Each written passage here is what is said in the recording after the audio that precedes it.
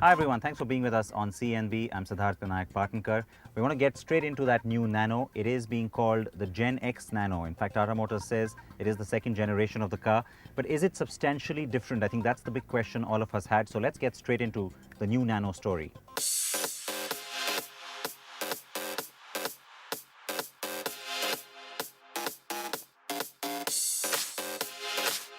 When the Tata Nano first arrived, it brought with it an idea, a message. And we all got so caught up in that idea that the car was then held up to very high standards. High standards for failure, I should say, because no one wanted to give it a chance. So it started slow, but has since been managing decent numbers. Though well off the original targets set by Tata. So, Tata has worked hard on making the car more desirable and appealing to the people it wants to sell the Nano to. Model year 2012 got better handling and ride.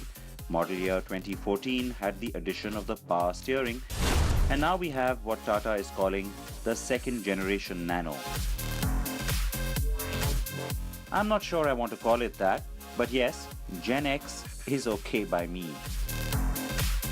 The new car does have enough new bits to qualify. The most significant change that is immediately apparent is the styling and the fact that the rear now sports a hatch that can be opened. Tata says it had major feedback on this topic from existing users, and so it was imperative to do this.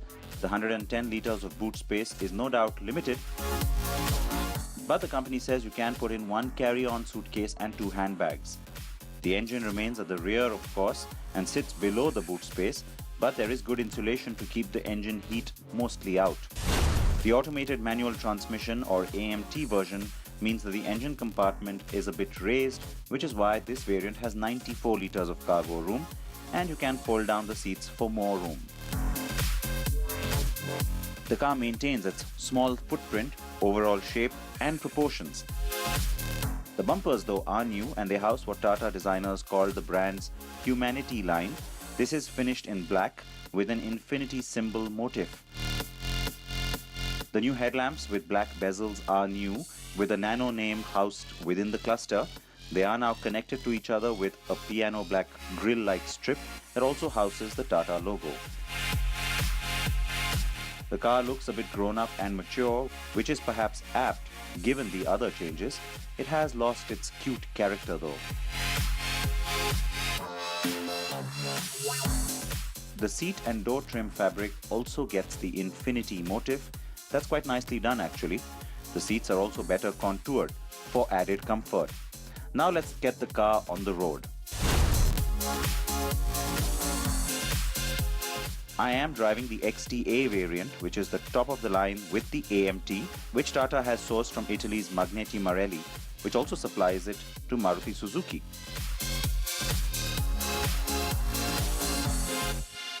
The AC on this car is pretty effective, but it's a bit noisy and it gets a little annoying, but it's really quick in how it cools the cabin. Now, the power steering is something that the Nano got a few months ago, and so the twist continues, but it's really the AMT that you all want to know about. How does it perform? Now, as automated manual transmissions go, remember, it takes getting used to. You have to sort of, start to just get accustomed to how those gear changes happen, the kind of little gaps between gear changes. But the part that I found a little annoying is just the downshift, especially from second to first, where there is a bit of a pause and a little bit of a lag as the car starts to again pick up. And if you want that quick situation where you want to overtake or quickly accelerate, well, that's not necessarily going to happen.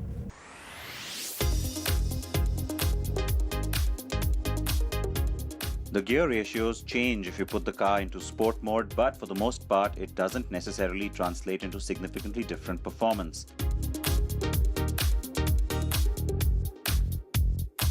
But yes, it does help when you're trying to accelerate quickly. Being in sport mode helps you to hold on to the lower gear to get a better burst of energy. On the whole, the car drives quite well given its size. The electric power steering is available on the mid variant as well now, and not just the preserve of the top end. The car's ground clearance remains a healthy 180 millimeters, and it still has a 4-meter turning radius that bests its class. I have to say that even though the 624cc engine remains unchanged, it now sounds better when you're inside the car anyway. The AMT uses a 5-speed gearbox and the manual a 4-speed still. The engine now has improved thermal management, which means it won't heat up as severely, and the car's radiator has been moved to the front.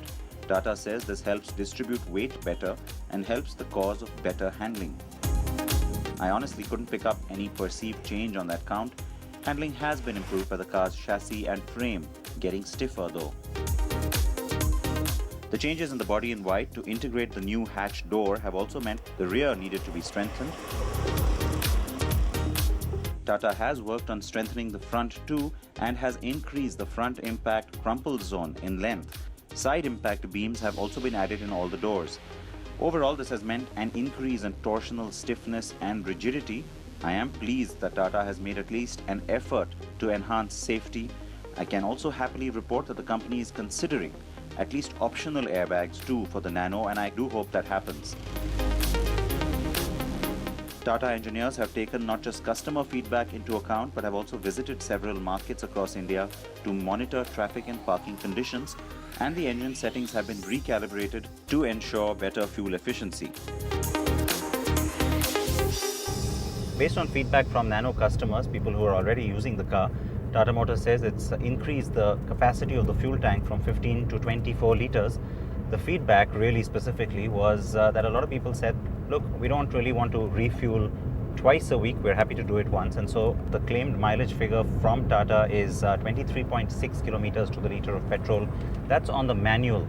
On this AMT, it's 21.9, and compare that to the Alto 800, which sits in at about 22.74, and yeah, it's a pretty fuel efficient car, and it's perhaps one of the primary reasons a lot of people would consider a Nano in the first place.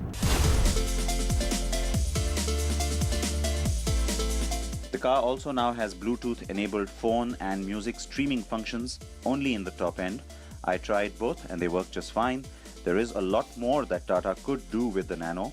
The potential for Tata to go places with this brand is huge, and I hope we get to see some of that. In the meanwhile, the GenX Nano is a better car than its predecessor and will be served by prices that stay attractive, with the AMT firmly below 3 lakh rupees, I hope.